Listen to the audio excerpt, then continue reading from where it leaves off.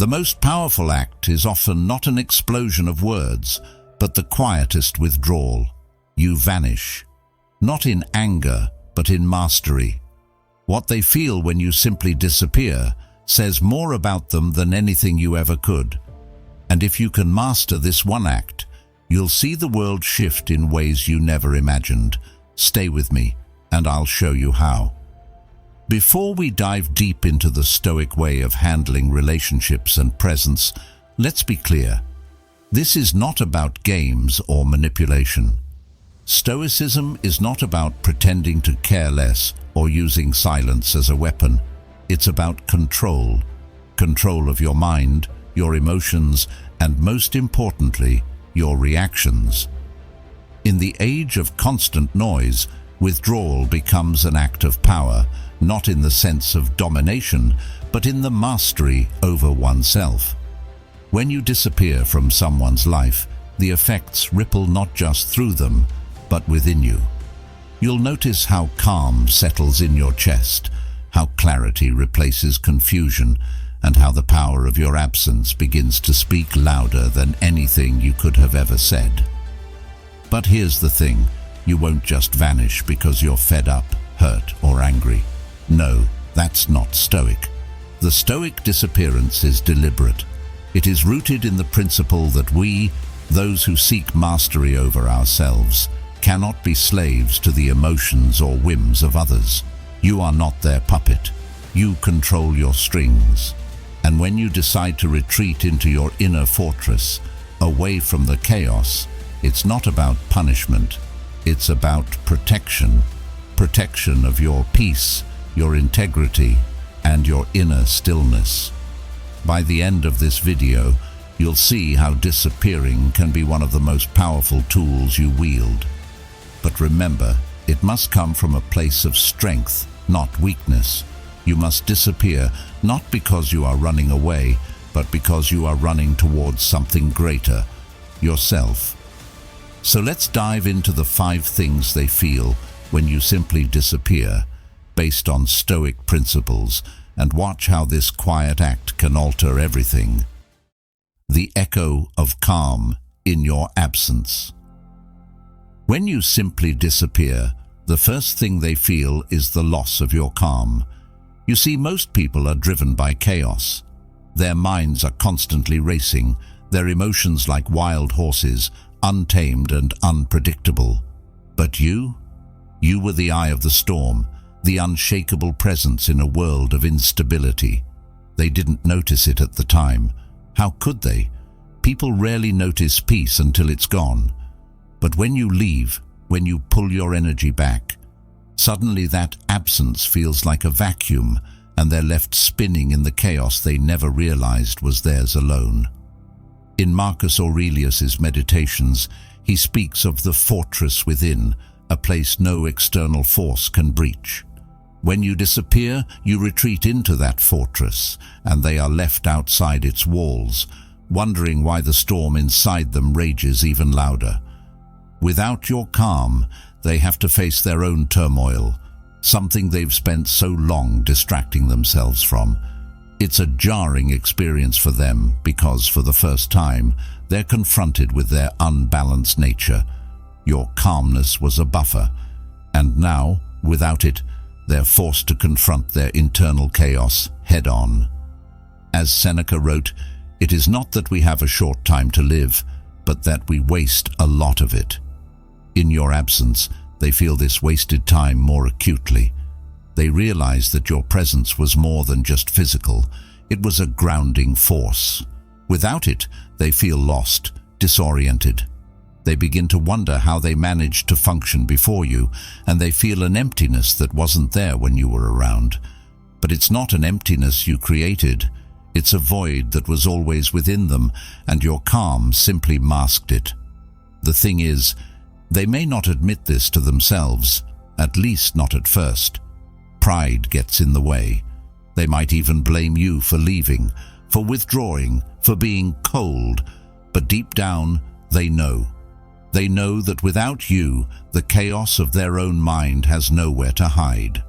And so, the first thing they feel when you disappear is the profound absence of calm, a calm they took for granted, a calm they didn't even know they needed until it was gone. The weight of unspoken words. In Stoicism, there's a principle. It's not what happens to you, but how you react that matters. When you disappear, you say nothing, you explain nothing. This silence is not passive-aggressive or manipulative, it's disciplined. You do not need to justify your actions, your absence, or your boundaries. The second thing they feel is the weight of the unspoken words, and it crushes them. The world is loud, filled with people who speak before thinking, who react before reflecting. But you embody the Stoic ideal of thoughtful silence. And in that silence, they are forced to listen to their own internal monologue. Epictetus taught that we have 2 ears and 1 mouth so that we can listen twice as much as we speak. When you disappear, you embody this principle fully. They expect an explanation, a confrontation, maybe even an argument, but none of that comes. The lack of your words leaves them with their own, and suddenly, every conversation they had with you comes back to haunt them. They remember the things they said but didn't mean, the things they didn't say but should have. The unspoken words linger in the air, growing heavier with each passing moment. In this silence, they realize that they have been talking to themselves all along. Your silence holds up a mirror to their own thoughts, their own actions. Without your feedback, without your presence, they begin to question everything. The words left unsaid carry more weight than any argument or confrontation ever could. They feel the heaviness of all the things they wish they had told you, but now it's too late. You're gone, and they're left with the burden of their own words. But here's the thing, you're not holding on to those words. In Stoicism, we learn to let go of what we cannot control. You cannot control their thoughts, their words, or their reactions. All you can control is yourself, and you've chosen silence, not as a punishment, but as an act of self-preservation. They, however, are not so disciplined, and so the second thing they feel is the unbearable weight of unspoken words, a weight that grows heavier with your every moment of absence. The agonizing awareness of their own dependence.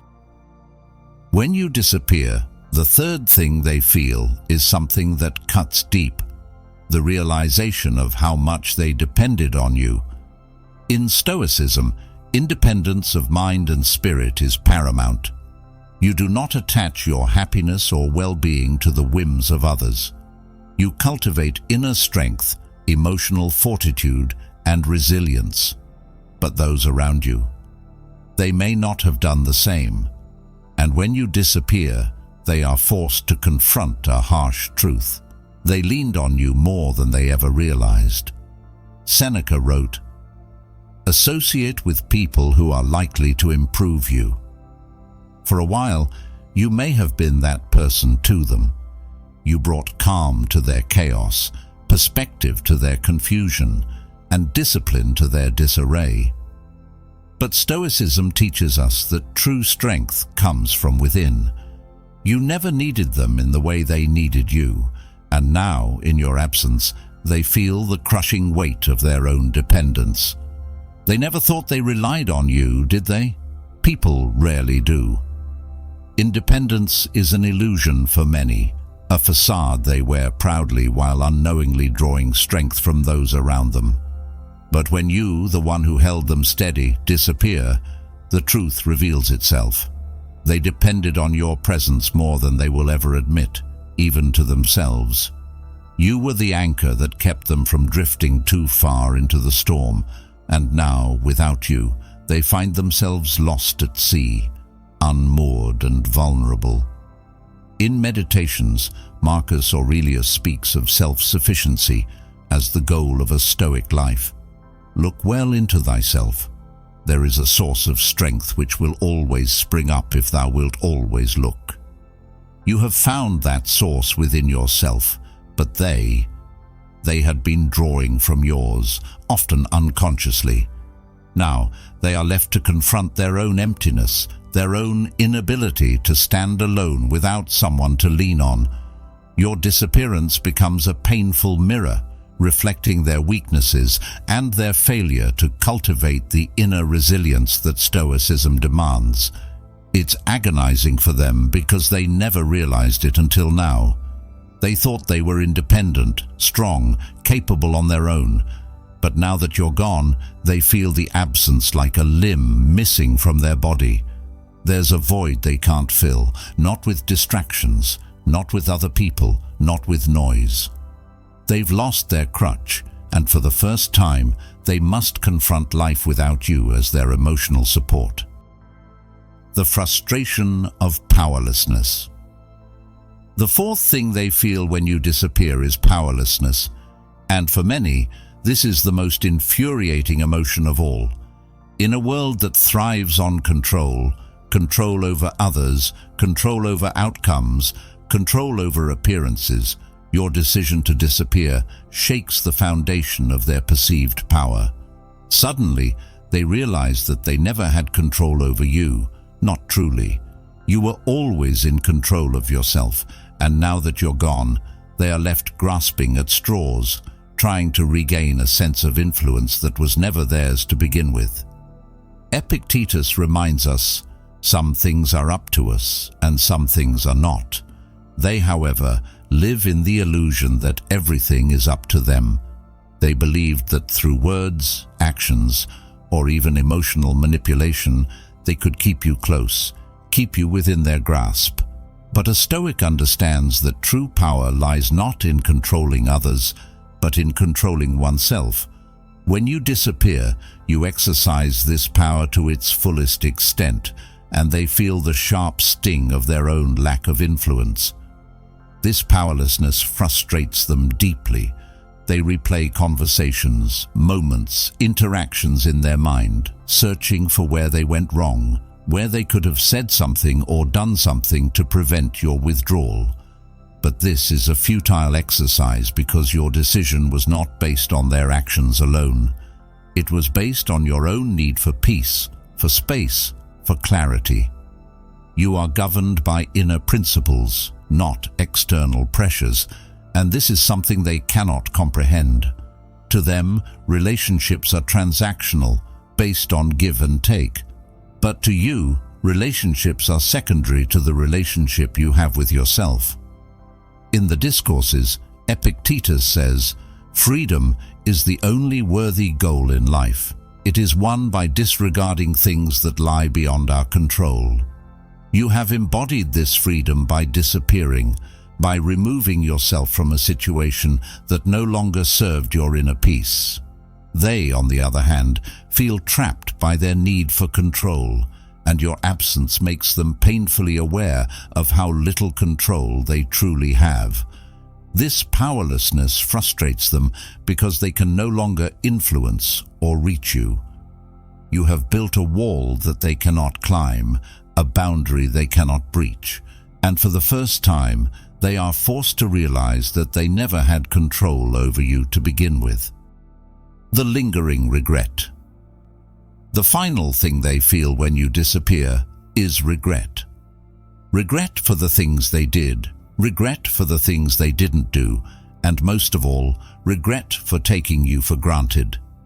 This is the heaviest emotion of all because it comes not from a place of anger or frustration, but from the deep realization that they've lost something valuable, something irreplaceable, and it's too late. You're gone. Marcus Aurelius wrote, "It is not death that a man should fear, but he should fear never beginning to live." When you were present, they were complacent. They never truly appreciated the value of your presence because they assumed it would always be there. But now that you've disappeared, they are left with nothing but memories and the crushing weight of regret. Regret is a powerful teacher, but it is also a cruel one. It comes too late to change anything, and that is what makes it so painful for them. They regret not listening more carefully to your words, not valuing the calm and stability you brought into their life. They regret the small moments of indifference, the dismissals, the times they failed to show appreciation for what you offered. Now, in your absence, they realize just how much you meant to them, but that realization comes too late.